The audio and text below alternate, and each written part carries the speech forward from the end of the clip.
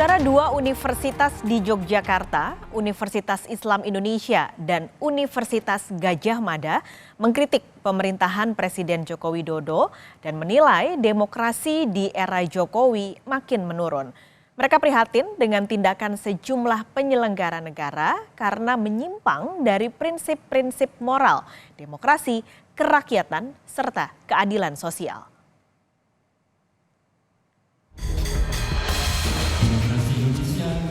Yang tergerus. Keberpihakan merupakan wujud penyimpangan dan ketidakpedulian. Di akhir masa kepemimpinan sebagai presiden, Joko Widodo kian mendapat kritikan dari sejumlah pihak. Dua universitas di Yogyakarta mengkritik pemerintahan Presiden Joko Widodo yang menilai demokrasi di era Jokowi makin menurun. Yang terbaru, puluhan guru besar pimpinan universitas dan Sivitas Akademika Universitas Islam Indonesia UII Yogyakarta mengeluarkan petisi berjudul Indonesia Darurat Kenegarawanan. Petisi yang dibacakan langsung Rektor UII Fathul Wahid menuntut Presiden Joko Widodo berhenti menyalahgunakan kekuasaan dan sumber daya negara untuk memenangkan paslon tertentu di Pilpres. Demokrasi Indonesia kian tergerus dan mengalami kemunduran. Kondisi ini kian diperburuk dengan gejala pudarnya sikap kenegarawanan dari Presiden Republik Indonesia Joko Widodo. Sebelumnya, Sivitas Akademika Universitas Gadjah Mada yang terdiri dari guru besar, dosen, mahasiswa, serta alumni menyampaikan petisi bulak sumur kepada Presiden Joko Widodo.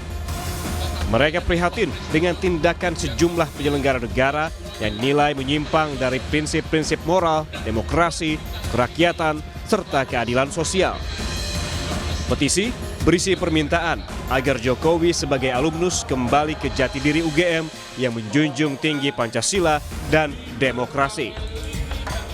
Kami menyesalkan tindakan-tindakan menyimpang yang justru terjadi pada masa pemerintahan Presiden Jokowi yang juga merupakan bagian dari keluarga besar Universitas Gadjah Mada atau UGM.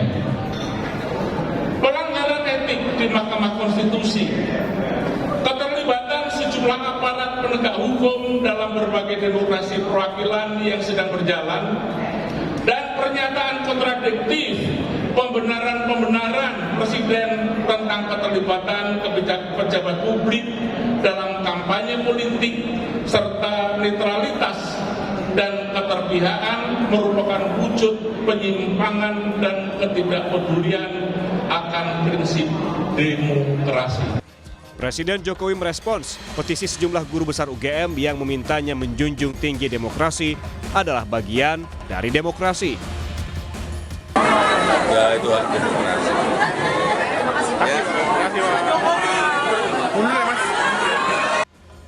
Petisi terhadap Presiden Jokowi juga menuai respons calon presiden yang berkontestasi di Pilpres. Capres nomor urut 3, Ganjar Pranowo, berharap pemerintah mendengar petisi bulak sumur yang diajukan oleh Sivitas Akademika UGM. Ganjar menyebut petisi tak boleh dianggap sepele. Kita harapkan semuanya akan bisa kembali kepada koridor. Saya kira kalau para intelektual sudah mulai bicara seperti ini, rasa-rasanya yuk kita kembalikan bareng-bareng, masih ada waktu. Jangan mencederai. Sementara calon presiden nomor urut 1, Anies Baswedan, jika kampus-kampus sudah mulai menyuarakan, berarti ada persoalan yang serius dan harus menjadi perhatian. Kalau kampus-kampus sudah mulai menyuarakan, artinya ada masalah yang serius. Nah, ini perlu menjadi perhatian kita semua. Presiden Jokowi kerap kali diingatkan soal etika politik. Terutama sejak Oktober 2023 saat putra sulungnya Gibran Rakabuming Raka lolos syarat usia di Mahkamah Konstitusi yang terbukti ada campur tangan sang paman Anwar Usman sebagai ketua MK. Hal ini berbuntut pencopotan Anwar Usman sebagai Ketua Mahkamah Konstitusi. Dan yang terakhir, pernyataan Jokowi yang menyebut Presiden boleh berpihak dan berkampanye di pemilu 2024 di hadapan Menteri Pertahanan yang juga calon Presiden nomor urut 2 Prabowo Subianto. Tim Liputan, Kompas TV.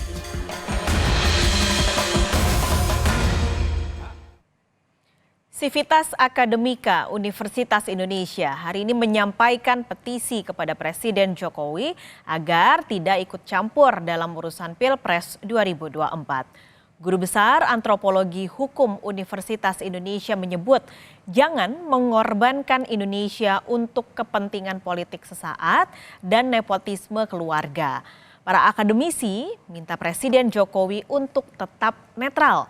Mereka mengklaim akan terus mengawal proses pemilu 2024 agar berlangsung secara langsung, umum, bebas, rahasia, dan adil. Nah itu jangan rusak Indonesia. Indonesia pernah menjadi besar. Dan jangan rusak hari ini hanya untuk kepentingan politik sesaat. Hanya untuk mementingkan kepentingan nepotisme keluarga. Kami tidak akan tinggal diam. Kami, Sivitas Akademika UI, akan terus mengawasi apa yang terjadi di luar sana. Terima kasih. Apa saja yang menjadi bagian dari petisi Sivitas Akademika Universitas Indonesia? Siang ini kita akan bahas bersama Profesor Sulistiowati Irianto, Guru Besar Antropologi Hukum Universitas Indonesia. Prof. Sulis, selamat siang. Selamat siang, Mbak. Prof, jadi pesan kebangsaan yang disampaikan Universitas Indonesia siang hari ini, apa saja isinya?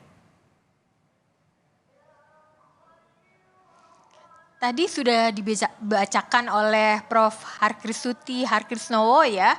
Pesan itu sangat kuat mengingatkan setiap orang dan terutama adalah penyelenggara negara yang sangat bertanggung jawab atas berlangsungnya pemilu yang jujur dan adil. Dan mengapa kami terpanggil? Karena kami sudah melihat begitu masifnya kecurangan-kecurangan yang dilakukan sepengetahuan atau bahkan oleh penyelenggara negara sendiri. Dan itu akan merusak Indonesia, terutama apabila sudah terjadi pemilu, lalu hasilnya itu tidak mendapatkan legitimasi publik. Itu yang kami takut. Kenapa baru sekarang, Prof, 12 hari menjelang pemilihan? Oh, sudah lama sekali dong kami mengamati dan banyak sekali penelitian-penelitian ya selama pemerintahan 10 tahun terakhir. Kami juga membaca berbagai macam publikasi orang-orang dari luar negeri. Bagaimana demokrasi Indonesia yang kita perjuangkan 25 tahun yang lalu hari ini menampakkan dirinya rusak ya. Sejak revisi Undang-Undang KPK, kemudian juga Mahkamah Konstitusi, dua lembaga besar itu yang diperjuangkan dengan darah dan air mata orang-orang Indonesia 98 ya, sampai berapa 2000 orang meninggal, ada kelompok perempuan diperkosa dan lain-lain. Itu masa dirusak hanya karena kepentingan-kepentingan kekuasaan dan juga kebijakan pembangunan yang salah yang tidak memperhatikan bahwa di dalam hutan, di laut, danau, sungai itu ada orang-orang masyarakat adat yang terpinggirkan. Berarti menurut penilaian Sivitas UI, demokrasi di era presiden selama 10 tahun ini menurun tajam, Prof?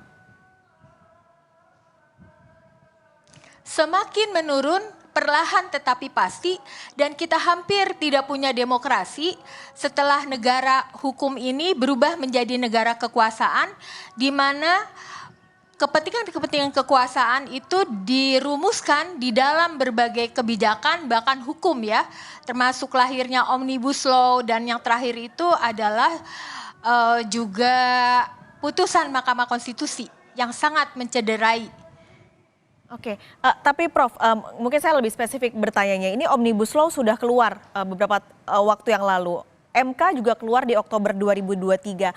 Mengapa Sivitas UI baru bersuara untuk memberi pesan kebangsaan ataupun petisi ini sekarang, Prof? Tidak semenjak dulu. Kalau melihat UI sebagai entitas di dalamnya itu kan ada banyak sekali ilmuwan, kami tidak tinggal diam karena kami juga menulis di tidak hanya untuk publikasi jurnal ilmiah, itu ada banyak sekali penelitian-penelitian, Pengmas, tapi juga kami melakukan himbauan-himbauan ya, karena kan kami ini gerakan moral, kami bukan ada di struktur pemerintahan, kami bukan gerakan politik, jadi yang bisa kami lakukan ya begitu, dengan melakukan kerja-kerja akademik untuk mengetahui seberapa jauh implikasi dari berbagai macam kebijakan dan hukum yang dibuat beraroma kepentingan kekuasaan itu. Gitu. Oke, dan menurut Prof. Sulis, apa yang sebenarnya sudah dilakukan oleh Sivitas Universitas Indonesia dalam beberapa waktu silam 10 tahun terakhir ini tidak ada pengaruh yang cukup signifikan hingga akhirnya membuat petisi ini? Ya, itu betul bahwa kami sebagai Sivitas Akademika di seluruh Indonesia saya kira kurang didengar. Kalau kebijakan-kebijakan itu didasarkan pada penelitian-penelitian yang berkualitas, naskah-naskah akademik yang dapat dipertanggungjawabkan, tentu tidak akan lahir kebijakan-kebijakan yang merugikan masyarakat. Tetapi kan ternyata itu tidak terjadi gitu ya. Dan pemilu ini adalah puncaknya saya kira. Jadi kita memang harus berteriak sekarang. Baik, Prof. Sulistiowati Irianto, terima kasih. Siang ini sudah berbagi di Kompas Siang. Sehat selalu, Prof.